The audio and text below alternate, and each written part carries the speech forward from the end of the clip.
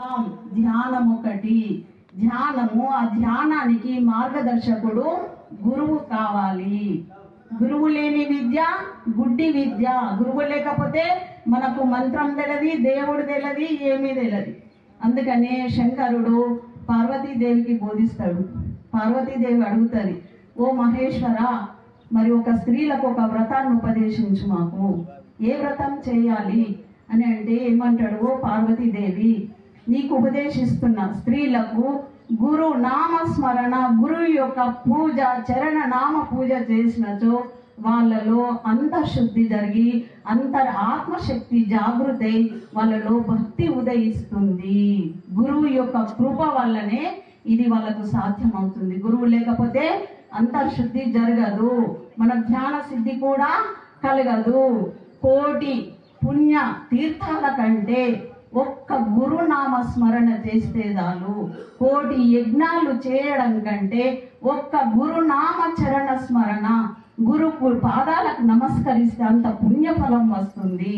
కోటి అన్నదానాల కంటే, వల్ల మనం పుణ్యమని అన్నదానాలు చేసినాం, కోటి కోటి దానాల కంటే ఒక్క గురు నామ స్మరణ మనము స్మరణ చేస్తే మన అన్ని పాపాలు బాధలు అన్ని తొలగించే దివ్యమైన ఔషధం గురునామ స్మరణలో ఉంది. అటువంటి వారే బాబా గురువు. గురువుని మించిన దేవుడు లేడు, గురువుని మించిన మంత్రం లేదు, గురువుని మించిన కృప భగవంతుడు కూడా ఇవ్వలేడు. గురువు భగవంతుడి దగ్గరనే ఉంటాడు. సంత్ తితే దేవ్, దేవ్ తితే సంత్. సంత్ మహాత్ములు ఎక్కడ ఉంటారో భగవంతుడు వాళ్ళ దగ్గర ఉంటాడు. భగవంతుడు ఎక్కడ ఉంటారో సంత్ మహాత్ములు అక్కడ ఉంటారు. మరి సంత్ మహాత్ముల नाही केलं तर तसं नावा डुबली. अरे नावा कसं आपण सत्य चालल्यावर सत्यानं वागल्यावर काय आहे, आत्म्यामध्ये विश्वास ठेवा. हा, आत्म्यामध्ये विश्वास ठेवा. मग आजकाल कोणी राहते, आपला आई वडील होते, सासू सासरे होते, कोणी राहू दे, त्यांना पोट भरायला तुम्ही जेवण द्या. हा, कोणी आपलं आलं तर आपलेच म्हणजे माहेरचं आलं की म्हणजे माहेरचं आलं बघायचं, मग सासरवाड्याचं बघायचं नाही. मग हर एक गोष्टी बाबा आपण जन्मलापासून तर आपल्याला मृत्यूपर्यंत बाबांना शिकवलेला. हा, मग त्या हाच गोष्टी म्हणत काय आहे, बाबानं सत्य चालून सत्य करा. आपल्याला ध्यान करायचं माहित आहे. ध्यान केलं ना आपला अंतरात्मा शुद्ध होते, एकामेकावर प्रेम होते. आपल्या पाहुण्यालाच पाहिल्यानंतर प्रेम होत नाही, प्रेम वाटत नाही, खुशी वाटत नाही. बघा आज अवलपूरचे बी कोणी होते, किती आनंद वाटते. आमच्या ज्या नारनूरला आले होते पापलेट द्यायला, मग दादानं सूर्यदास द्यायला घेऊन आले, बाकीचं नाही म्हणते नाही म्हणलं मला.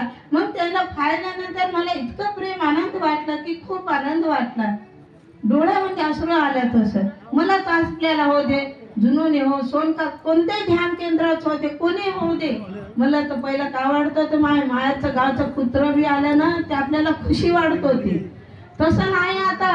आज आपल्याला आपल्या आत्माबंधू हर एक प्रेम बाबाजवळ येणार राहू दे, न येणार राहायला बी त्याला पाहिल्यानंतर आपल्याला आनंद वाढते. उदाहरणासाठी दादाने जे सांगितलं, मग आपण हर गोष्टीला चुकी काढावं कसं, त्याला समजून कसं घ्यावा. जेव्हा मी या जगामध्ये आलो, मला कोणी नव्हतं. जगानं हे मायबापांना आपल्याला प्रपंचामध्ये पाठवलं. जगामध्ये आपण दुसऱ्याचे झालो. तिथून आपण जीवनाची सुरुवात केली, मुलाबाळाची सुरुवात झाली. मग आपण या जीवनामध्ये एक शब्द संताचा आहे, सगुण म्हणू की निर्गुण रे. म्हणजे या शरीराला मी काय म्हणू, हे दुसऱ्याच्या घरी जाऊन राबते. मुलगा असो का मुलगी असो, आम्ही दुसरी मुलगी जरी आली तरी आमची समजतो, आम्ही दुसऱ्याच्या घरी गेलो तर ते घर आपलं होते. मग याला सगुण म्हणावं का निर्गुण म्हणावं. जगाच्या जेव्हा आम्ही कामी पडतो, सगुण म्हणजे मी प्रपंचापुरतं करणं, निर्गुण म्हणजे जेवढे स्टेजवर हे दादा हे कार्य करतात हे निर्गुणाचं कार्य आहे. म्हणजे तुम्ही तुमच्या जेव्हा चुका जर तुमच्या जीवनामध्ये घडतील तर तुम्ही तेव्हा साक्षी तिथं होता आणि त्याला दुरुस्त करा. हे अवलापूर गाव मी कधी ऐकतो, इथे 2-3 कार्यक्रम होतात, बाजीराव बाबाचे होतात, दुसरे होतात. या गावाला याने असं ठरवलं की आम्ही या गावामध्ये अशी एक कॅपॅसिटी आहे की ते घेण्याचं कार्य करतात. त्यांनी बघा बाबांवर మన నలుగురిలోనే ఐకమత్యం లేదు, ఏకాభిప్రాయం లేదు. మరి దేవుని తత్వం మనకి ఎట్లా తెలుస్తుంది? దేవుడు ఎట్లా ప్రాప్తమవుతాడు?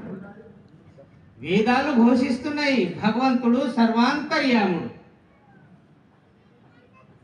వేదాలు శాస్త్రాలు ఘోషిస్తున్నాయి దేవుడు సర్వాంతర్యాముడు, సర్వవ్యాపకుడు, తాను లేని స్థలమే లేదంటున్నారు. మనం వెతుకుతున్నది ఎక్కడ? మందిరాలు, तीर्थयात्राला. झाली देवाचे द्वारे वाचन बरी त्याने चारी मुक्ती साधविल्या. मुक्त्या कोणत्या होता हे पुसायला कोणी सांगन, फक्त म्हणा लागले मुक्त्या आहेत कोणत्या चार आणि मोक्ष आहे कुठं हे कोणी सांगन. देवाचे द्वारे वाचन बरी त्याने चारी मुक्ती साधविल्या म्हणा लागले. दया क्षमा शांती आनंद आणि पाच सत्य स्वरूप हा पाच हे कर्म इंद्रिय डोळे कान हे जीवा हे पाच इंद्रिय आणि ज्ञान इंद्रिय मध्ये दया क्षमा शांती आणि आनंदाने पाच सत्य स्वरूप आत्मा हे भजन केलं, हे कीर्तन केलं, हेही ना लावला, हेही ना वाजवला आणि त्या पाच तत्वामध्ये जाऊन मिळायचं. याच देही याच डोळा परमेश्वराचं सुख आहे, बाकी काही नाही. ह्या चार मुक्त्या होतात आणि पाच सत्य स्वरूप. सखूबाई म्हणली 9 जणांच्या ग्रहाचं देऊन मुखी 10व्यात झाले मी सुखी.